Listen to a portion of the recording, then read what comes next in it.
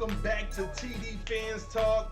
Today is Wednesday, basically Q&A for the subscribers. I already put a video telling you all to drop your question, and man, you all have already been asking tons of questions in less than an hour. So I figured, hey, why not? Let me go ahead and start answering them, and if I get more later, I might do a part 2 to this video. But it's actually been some really good questions. I'm gonna see if I can get through as many as possible before it just gets drawn out too long, before I make a part 2 maybe later. But let's dive right into it, guys. Excuse me.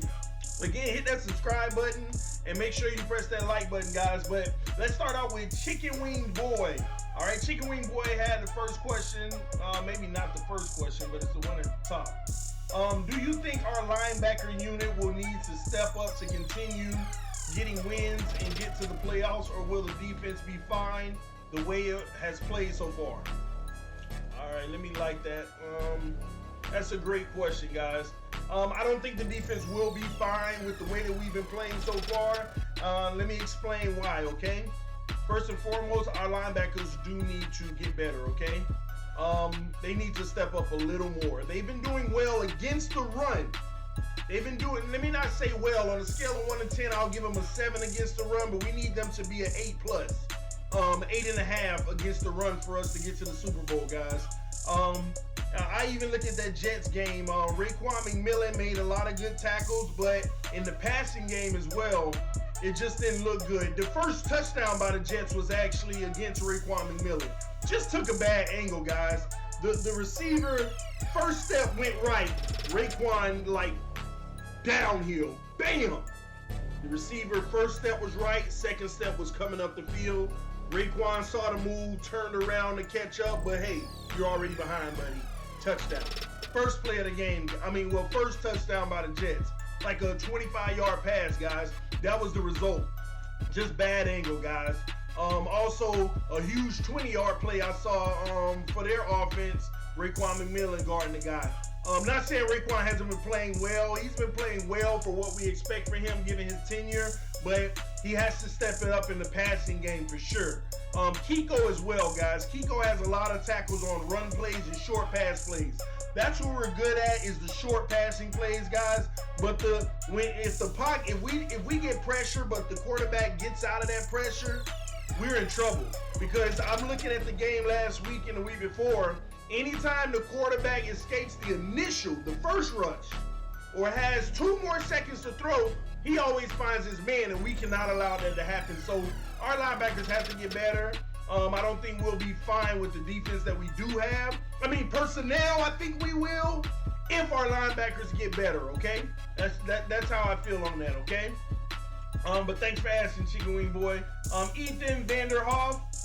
To me, the Dolphins are the least talked about team in the NFL because the media sells star players and stories, not wins. However, we're 9-1 in our last 10 games with Tannehill and Gase, and I think we become legit AFC contenders if we beat the Pats week 4. Do you agree? I totally agree. We're not going to be talked about with the media. I saw a video yesterday with the media. They said, who's the best team in Florida? Jacksonville, Tampa Bay, and the Dolphins. It was like a 5-minute segment. They never mentioned the Dolphins. Didn't even mention them. The only time they mentioned them was like, come on, we know Jacksonville is better than Tampa and the Dolphins. That was one mention. Then at the end, the commentator, you know how they have someone in the middle that says, well, the Dolphins 2-0 starting out, and then it cut off. That was it. They didn't mention us once. They were going back and forth with Jacksonville and Tampa. But guys, get used to the disrespect. I'm not even mad about it anymore. It is what it is. But being 9-1 in the last 10, I didn't even put that together myself, but you're right, because it's been a while since Tannehill played. But 9-1, that's showing you guys, because the year Tannehill got hurt, we also thought that was the year. But I like our team better now, guys, just for the simple fact we got rid of the personalities, which are the big name players. But it didn't matter. They disrespected us in the past with the big name players. It didn't matter. So I like what we got now, being under the radar, man. But AFC contenders if we beat the Pats in week 4. Now, I like the end of that question. Do you think we'll be a legit AFC contender if we beat the Pats week 4? We're legit AFC contenders right now, okay? Right now. Let's get that straight, okay? First and foremost, all right? But as far as the media recognition, we beat the Raiders, we beat the Pats. 4-0, they will be forced to talk about us. Now, the old thing that they always do will come out, which is, well, you know, the Dolphins have done stuff like this before, but then they have moments where they just implode and lose 2 or 3 straight. And they're right. They're right. I've seen seasons in the last few years, 5-1, 6-2, and stuff like that, and just end up. How are we 5-5 and 6-5 right now? You see what I mean? So they're right, guys. We have to earn it, one game at a time. We can't get too high, and we cannot get low. We can't get too high though, guys. We just have to stay focused and keep grinding. All right. All right. Let me like that. Next comment. Question. I was very excited to see the Dolphins score 3 TDs in the first half of the Jets game. Why do you think the Dolphins offense shut down in the second half? Oh, very, very good question. That's crazy you actually asked that, because I was going to talk about that in another video after going back and watching the game. Let me see. Hold on. I got notes on that. One moment. That's a good question you asked. I was going to bring that up. Here we go. Great question, okay? We scored 20 points in the first half, looked like the most dominant team ever, okay? Then all of a sudden, goose egg. It's not as big as it may seem, guys, okay? First and foremost, we only had the ball 5 times in the first half, okay? Now, whenever I break this down for you, it may make you say, oh, okay, that makes sense. But, you know, we got to do better. Okay? At the end of the day, we have to do better, but let me talk to you about those 5 drives, okay? The first drive. See, all of these things are controllable to me. Nothing the Jets did. Let's get that straight, okay? And I'm going to explain why. And that's why I feel we got such a great team, because there's nothing they're doing. We're kicking ourselves, okay? Still winning, and that's the beautiful part. Great teams, even when they kick themselves, find ways to win. All right, so first possession in the first half. Hey, Tannehill. Oh, ball slips out, fumble. Turnover, okay? We know that that's an easy fix, you know, the slippage of the ball, okay? Easy fix. Number 2, 3rd and 1, guys. Now, we've been running the ball down their throat on this drive, okay? At the beginning of the drive.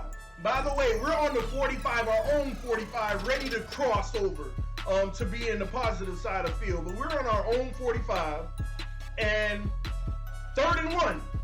I think Gore had put in work at this point, or Drake, okay? 3rd and 1. Bad play call. Let me tell you why. 3rd and 1, we've been running the ball. At first thought, I'm watching the play on the replay, and I'm like, 3rd and 1, let's run the ball. And I look at the defense. They got 8 in the box. They going for the run. This will be the perfect time for a pass. What do? We pass. We pass. But the problem is we go for a 14-yard pass with 8 in the box and the rush coming, and it's an incomplete pass to the right, 14 yards out on the field. This would be the perfect time for your bubble screen, for your hype quick slant, for your go 2 yards, turn around, catch it, get hit, first down. Whatever it takes. Quick pass. Quick pass. When I look at the defense, they weren't playing back, but they weren't playing up. When I saw the 3 receivers go out like they were running routes, when they went out to run routes, the corners and the linebackers backed up immediately. Perfect time for just a 1-2 turnaround. 1-2 slant across the field. Any one of those short pass plays. We're good as hell at getting them. The problem is we throw too many of them in the pass. Let me start talking about the pass, but it's a relation right now. Where we should have. 14-yard pass down the field on the sideline, all the way to the other 41. We're on the 45, all the way to the 41 on the other side. That's not a good play call. I saw one short route, and it was on the right side. We never even looked over there. If he turned around, it might have been a good pass, but it wasn't his route. He was still coming through the traffic. Just bad play call, in my opinion, but it's one little error. You see that? So we start out with a turnover, slip of the ball, then a 3rd and 1, just a bad. I think it was not an effective call, okay? 3rd possession.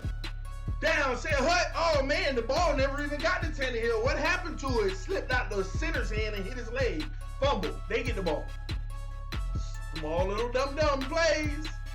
It's not that we're killing ourselves. Not like we haven't shown that we can execute and go down the field. Fourth possession. 3rd and 10, guys. I think we got too conservative early on. Okay, this is like 9 minutes left in the 4th quarter, and we're 3rd and 10. The first, we're running the ball, but we're 3rd and 10. Okay. Now, this was a huge play though. Another one that's an easy fix, and here's why. We overthrew Albert Wilson deep for the touchdown, guys. If you remember that play, Albert Wilson was wide open. He had his man by at least 6 feet. 6 feet gap, running full speed, and the ball was overthrown by that much.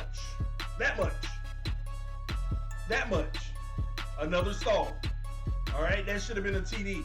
And the only drive that was beautiful, that stalled, was the last drive because we were able to move the ball down into their red zone and take a knee. So we had the ball 5 times. We get rid of that one at the end where they stalled and they ran a lot of clock. We only had the ball 4 times in the second half. 2 of them were dumb, clumsy turnovers that happened right away. So the Jets' time of possession was grave in that second half. So that's kind of what happened to us. Things that we can fix if we just get rid of the small little mistakes.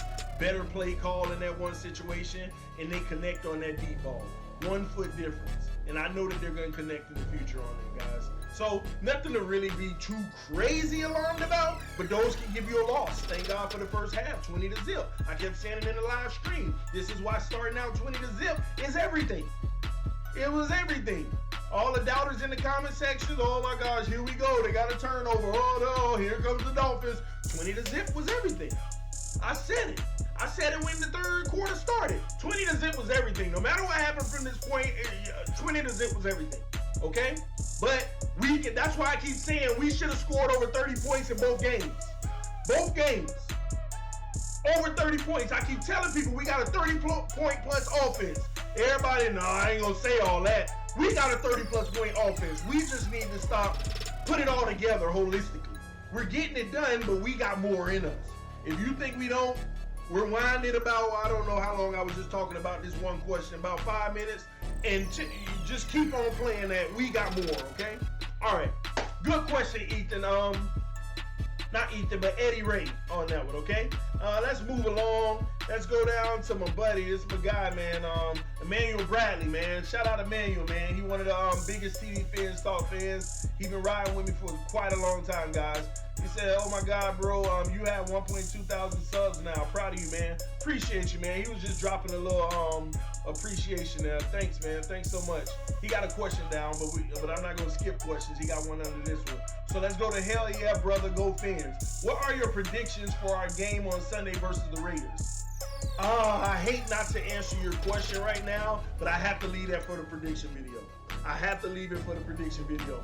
Please forgive me for that. Hell yeah, brother, go Fins. Please forgive me for that, okay? Hopefully you got another question. If you don't, put another one in there, but I have to save that one for the prediction video, all right? Because I like to have my prediction video really what I think. Because if I give you one now, that might change on Friday or Saturday. So I want to give it to you what I really think, okay? Now, Emmanuel Bradley, back to my boy. Do you think Josh Sitton's replacement will hold up for the rest of the season, and should we get Dez? And first off, in regards to Josh Sitton, okay? First off, somebody replied to that. Jay Cray said, I've been in on Dez, but I kept hearing people say he's such a drama queen. He's poison for our locker room. Cut it out. If Parker don't look good when he comes back, I'm still in on Dez. All right, Jay gave him a little response on that. I like that response. Let me hit that like. But let me answer him on both questions. First and foremost, Josh Sitton. Will the replacement hold up? The replacement will hold up, but I don't like it. I would like for us to go find something else as well, not replacement. Ted Larson's in there doing what he needs to do. It wasn't, when I watched the replay, guys, it wasn't the best game. Let me say, we held up. Our offensive line did what they needed to do. If I was to give them a grade, I'll give them a 7. But what they did in last week, I gave the offensive line about over a 9, man. What we did this week was about a 7. And a 7 is good enough, but we need 8+. We need 8+. Ted, let me say this. Tannehill didn't get hit much. But all we look at is when that ball is released, oh, good job, offensive line. But no, I look at once that ball is released, is Tannehill still getting hit? Yes, he is. Okay, last week he was still getting hit. And it was sure as hell coming through that left guard spot, guys. I saw a few plays where throw the ball, the left guard held off just enough to throw the ball, and that's huge. But right after that, Tannehill took some, all right? So I think it'll hold up, but I don't like it. I don't want it to hold up. I want it to excel, okay? So I think that, and I saw some questions down lower about Devontae Parker with trades and things like that. We'll talk about that as far as trading for a guard. Somebody asked that. But I think Gase would do the team as a whole a good service by going to find another left guard. Do I think we should trade for it? No, because I think there are some real solid ones in free agency even right now, old wily veterans that can also get it done. But hey, we shall see what they do in that case. But in regards to sitting, I think we should do something. I trust Gase we're good with the guys we got because we're getting it done. But long term, I don't like it. What if Chad Larson goes out? Then I really don't like it. So we built this team on depth. So when somebody goes down, the depth gets to step in. But when somebody goes down, the depth steps in. We still need to be searching for more depth then. Because we need to maintain depth. Not let the depth speak for itself. No, maintain it, guys. And should we get Dez? Right now, no. I would like Dez in Miami, but right now, no. We're good with what we got. We actually got too many damn receivers. We don't have too many, but all of them are so good that they're good. They holding down their spot. We're not showing any cracks in it.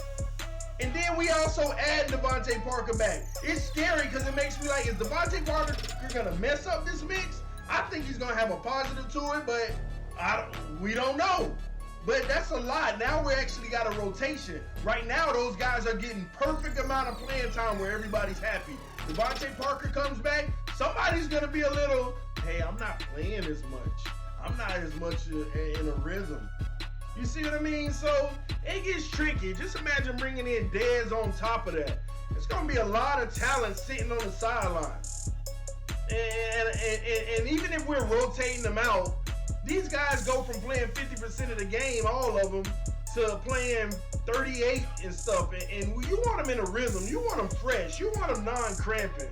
So it's just I'm not bad on Dez. I think Dez could help and be a threat. But I don't think it's necessary at this time, okay? Like, what was his name? Jay Cray said, Devontae come in bombing it up, maybe you want to look at that option.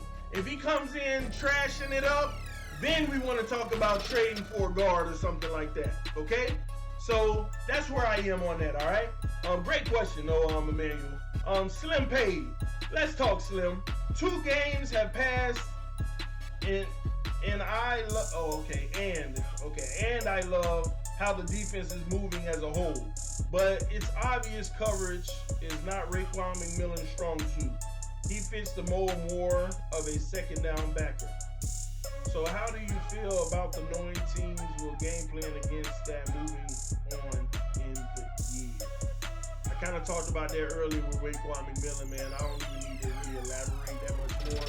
It's a concern, so he needs to step it up, or we need to game plan ourselves. I'm not going to say abandon the guy because he's played well against the run and he has made some good timely tackles, but we need to, if they're going to game plan for a potential, I'm not calling him a weak link yet, but I mean, we've shown cracks, but it's too early to call him the weak link. But if he continues to show that and other teams start game planning, because they did game plan against him, okay? They game planned against him, the Jets did, because their biggest plays was against him, okay? And it was their go-to. Sam Darnold didn't look anywhere else. That was who he was going to. Once it was there, he went. But we have to game plan ourselves and switch that up. We have to game plan ourselves. I don't care if that's something like Minka being at the middle and Raekwon in the nickel as soon as the play started hype and they switch. Simple stuff like that can throw it off because the quarterback knows who he's going to. He's already called it out without the defense knowing, hey, I'm coming to you. And a simple quick switch right away can throw, I don't know, but if we have to deal with what we have to game plan ourselves. We can't worry about the other team's game plan because we know it. We have to assume that's going to be the case. So we have to game plan ourselves, and he just got to step up. Raekwon just got to step up. Do your job. It's that simple. That freaking simple. But great question, man. I'm glad that we're all in the same thought process, all right? Nick Manji. Who is your favorite defense and offensive player on the Miami Dolphins? Favorite offensive player is Ryan Tannehill. I know I saw another question that asked other than Tannehill. I'll get to that at the time. But favorite offensive player is Ryan Tannehill. Favorite defensive player right now is... I have my favorite player as a fan. But right now, Robert Quinn has been my favorite player so far. Him and Minkah Fitzpatrick. Our defense has played so well, it just spreads around. Kiko had a monster game last week. He made me feel great about him. Raekwon, I don't know why I'm saying Raekwon McMillan. But Rashad Jones has always been that consistent stud. Minkah, if you think about it, he had 2 stud games. Minkah's been quiet versus the Jets, but that's only because ain't nobody catching no balls on him. Ain't nobody been catching no balls on him. They went to him deep. They tried to expose Minkah as well, but they got that out of their system. Their deepest, biggest passes, like deep ones, they went towards Minkah. None of them converted. None of them converted, y'all. I was watching it. None of them converted, okay? They tried to come at the rookie. He took care of business. What Minkah does, though, what I like is Minkah bump and run. Minkah is up there. When he is in the nickel, when that motion come across, you coming across? All right, y'all trying to see if we a man? Damn right we a man. I'm right here with you. Hike, you come up. Minkah does not take the first step back as you start running. Minkah lets you hit him and let's go together. I love it. See, those are freaking backs that ain't worrying about getting beat because they trust their skills. They trust their skills. I watch these plays. Minkah sitting there 4 yards off the line of scrimmage. Come on, baby. Hut. Okay, you jam me and I'm giving you a little slight one because I don't want a penalty. Let's go. Where we going? And he running with him. And he tussling. Let's go. We going. And then you see them deep bombs. Minkah right on the guy, trailing the guy. Even if Minkah's beat, it's a beat from the guys in front and Minkah's on him though. And it has to be a 100% perfect pass to get it. And even if it's a 100% perfect pass, depending on how you time the tackle, you still may not catch it. I love backs like that, man. I love corners like that. It ain't nothing better. Minkah a beast, man. Y'all better start watching this film, man. But other than that, I'm liking Kiko, I'm liking Minkah, I'm liking Rashad Jones, I'm liking Quinn, okay? Those are the 4 guys right now who I am just really high on. Really, really high on, all right? But thanks, Nick Manji. Now let's keep going. Let me get a few more in here. When Parker returns, how would you think we would use him? He's gonna be out wide. He's gonna be running deep routes. Parker probably only gonna play like 30 to 40% of the plays starting out, because they're gonna keep using the excuse of his injury. Gase is smart. Gase didn't play him last week, even though he could have played. And Gase is saying, "Well, why play you?"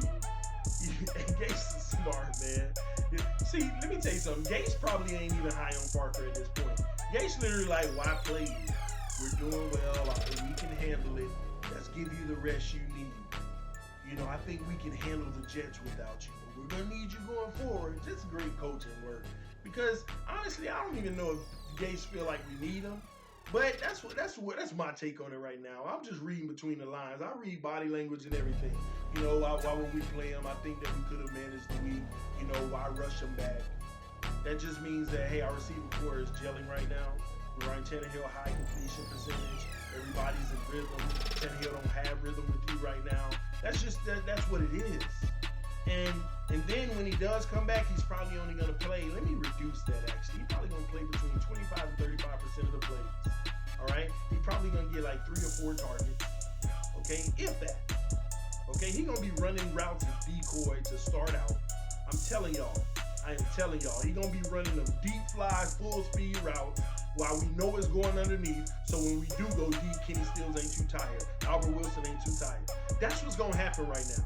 I'm telling y'all mark my words. I may be wrong. Maybe we might go out airing it out and he Randy Moss this week. I would love that. But this is just what I'm putting together, kind of. It's just a feel, okay? I could be totally wrong, but that's what I'm feeling in that regards. But that's how I think he's going to be used at this time. As the season goes and in practice they start getting rhythm and he can stay injury-free, he's going to be a big role. We're going to need him. He's going to be huge in our offense, okay? And matter of fact, I think it's even smart game planning to do it like that just for the simple reason. Have him running decoys so that now the Patriots watching film, they ain't even going to Parker. He ain't even healthy. They running him as a decoy. Then we open it over Parker. Who knows? I think Gase just with all the weapons, we have so many options and opportunities for schemes and game planning. And I love it, guys. This is what it's about, man. It don't get no better than this. But good question, Cody Portella. Appreciate that. Okay, now we got another question from Hell Yeah, Brother Go Fins, because I didn't give you the prediction. I'm glad you gave another one. How much will our offense improve now that we have Parker back? Parker question though. Okay. Let me break the question up. I'm sorry to break it up. I'll answer your question, but I want to just answer how much will our offense improve. Period. Even with or without Parker. Our offense is going to improve greatly over time because we're 30-plus point offense. I'm telling y'all, I explained it earlier in the video. Go check it out. As far as why we got shut out in the second half on offense, those are easy fixes and those are points, guys. That's at least 10 more points. Just connecting with Albert Wilson, that was 7, man. That was 7. The knee at the end of the game, we moving it down the field in that red zone at a minimum is 3. Thank God we got to take a knee. But if it was a tight situation, them points.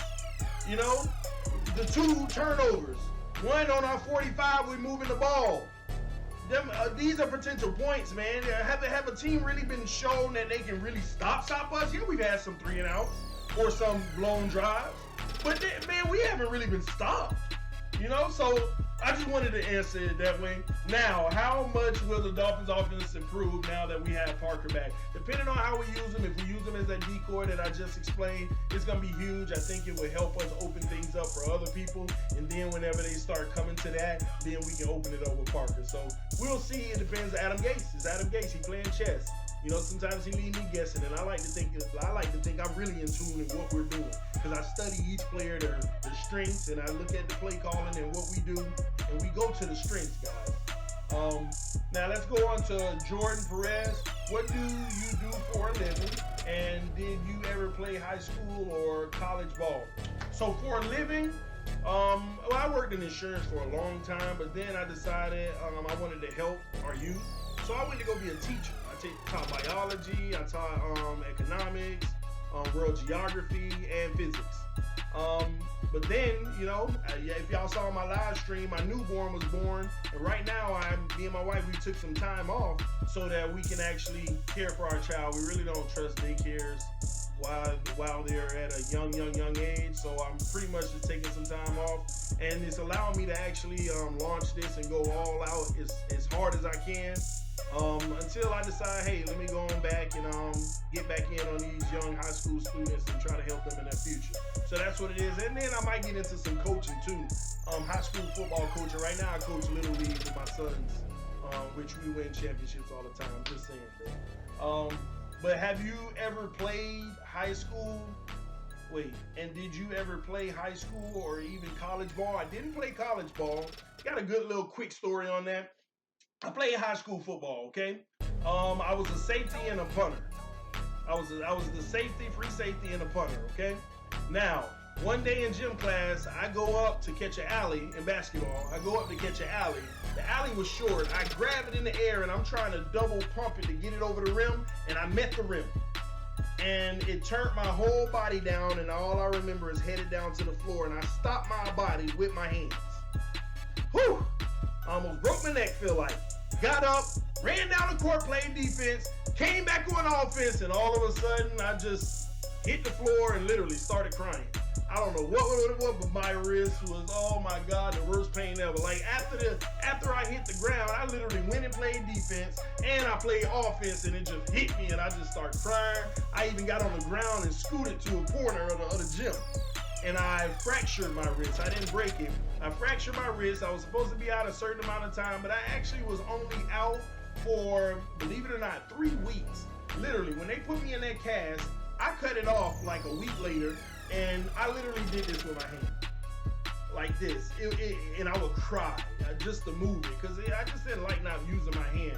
And I would cry just to move it. And a week goes by, and I'm like this, and it's hurting just to move it. And another week goes by, I'm like this, and it's hurting to move it. Next thing you know, my wrist is totally fine 3 weeks later.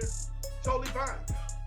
I know it may sound crazy, y'all. Why would you do that to yourself? I don't even know at the time. But I got through it, but I couldn't play football. So what did I do? I actually went and joined the marching band, playing drums. Here, me and my friends, I had band fourth period. Fourth period was the last period of school where all the band members would have band class, and me and all my friends, we weren't in the band. We'll be back there laughing at the band kids and just getting the easy grade in the back of the band room. And the crazy thing is, me and all my friends ended up doing the band our last years of school. And hey, that got me in college and actually got me a scholarship, which I got a bachelor's degree in social science. So, hey, that's me. So I played a little high school, no college. All right, do you think TJ will lose his job to Minkah because of poor open field tackling? No, he will not. I keep telling y'all, Minkah Fitzpatrick is more valuable in the nickel, because the nickel corner, the nickel position, the ball goes through more than anything just about. It's the slot receiver. The slot is being utilized in the NFL more than anything these days. Quick passes and run free and get open guys. Minkah's more valuable there. He's not valuable at safety if we're going to have a subpar nickel. If we move Bobby McCain to nickel, then who we going to put at corner?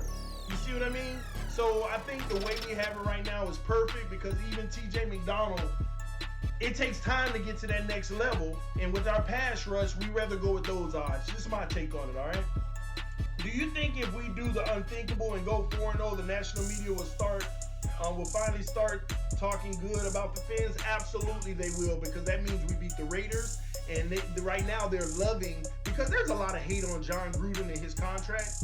So they're loving his demise right now. So if we beat them, that brings us recognition in itself. Then we beat the Patriots. Boy, they will start talking. Like I said, I kind of answered this earlier. They'll talk positive about us, but then we have to realize they're going to come with the Dolphins have done this before, but then they implode. And rightfully so. But this is a new year. We have to earn it game at a time. We can't get too high. We can't get too low, okay? All right, you going to any Dolphin games? Hey, I should be in Miami. I don't know how long from now, about 3 weeks or something. I'm going to the Bears games. I don't know yet. I might tailgate. It's still up in the air if I'm going to be tailgating. Because if I do, I'm gonna make sure I let everybody know. If you go, I want y'all stopping by. Even if you don't go, hey, somehow we're gonna figure out, I'm gonna find a way to let y'all know where I am during the game, or go live or something and tell y'all. So hey, I can see some of y'all guys. That'll be pretty cool. Hell yeah, brother Go Fans had another question. Just saw that Rashad Jones is nursing a shoulder injury. Yeah. What should our defensive plan be if we can't go without him on Sunday? I think he'll go, because a lot of guys that nurse stuff, Gase don't even let him practice. Sit your behind down. We know what you can do. Now, if he doesn't go, though, that's a concern, because once again, now we got a shift and everything. Now, do you put Minkah back there? What do you do? Or do we just put an actual replacement back there? That's a great question, actually. And I'm not going to say I don't have the answer, but Gase is the only one that knows what he would do in that case, because he can go so many options. Do you change the personnel, or do you just plug the backup safety in that spot? You see what I mean? So, just depends. That's Gase. What would he do?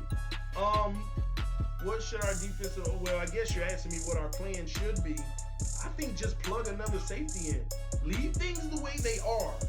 Plug another safety in, because if he doesn't go, I could see us getting ate up with the small passes. If you look at Derek Carr, and this is going to be a part of my prediction video, but forget it. Derek Carr completed like over 20 passes for like 4 yards each. I'm watching the replay of the game. Dink, dunk. A lot of to the sides. Quicks. That's what they do. They hit you with Marshawn Lynch for 4 or 5 yards, quick dink and dunk, maybe got the first down on the, you see what I mean? That's what they do. That's what they're doing. And then in the second half, they were opening it up a little bit. But that's what they were doing, guys. So I don't want to see them start moving Minka back there, and then next you know, linebackers just getting killed all over the place. The slot is getting killed all over the place. Leave it the way it is and just replace that spot. That's what I would do. Given our defense right now.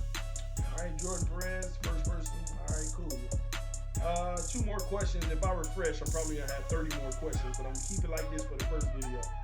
Would you consider a mid-season trade for Devontae Parker for a somewhat decent guard, such as Graham Glasgow from Detroit? Like I said, that solely depends on how Parker does when he comes back. Now, Tommy Thompson replied to you and say, hey, big dog, Parker is going to be a big difference maker. We hope so, Tommy. Tommy, we hope so. Kind of answered that in previous questions, guys. If he falls out, then we got what we need. If he doesn't, then yeah, that would be a good trade asset. But even if he balls out, we still need to be pursuing a guard to have more depth there. That's just a fact, all right? I wonder, do we still got 4 quarterbacks on the roster? I need to go look that up myself. One of them need to go. Let's go get another guard. Stop putting 4 on the roster. Stop wasting our time, Gabe. All right? I mean, hey, we done played the Jets. Get them off the squad now, okay? We done, well, actually, the Titans. Get whoever that was off the squad. Do what we got to do. Or one of the guys from preseason that was battling acting like bums anyway. All right? So that's all the questions right now. Let me see. How many was that I answered? I think it was about 18 or something questions that I answered. 110 views. Let me refresh and see where we at now. Yeah, 146 views now and more questions. But I'm going to cut it off right there. If I get a slew of more questions, guys, I'm going to go ahead and make a second video and answer those. But these were some great questions. Hopefully I answered your questions. Hopefully you like this segment of Wednesday Q&A because I actually like it because it helps me know what you all want to know. And it's actually nice to answer them, all right? But again, thanks for tuning in to TD Fans Talk. Hit that subscribe button. Always, if we can make this channel better. Somebody actually this morning, I saw their message that said, hey, do you think you can open up a Q&A section? And that's why I'm actually doing it, because I think that's beautiful. So anything you think that can make it better, if it's in my scope right now, I'm all for it, guys. Let's make TD Fans Talk the #1 Dolphins channel on YouTube. I'm here for y'all. 100, guys. Peace. I'm out.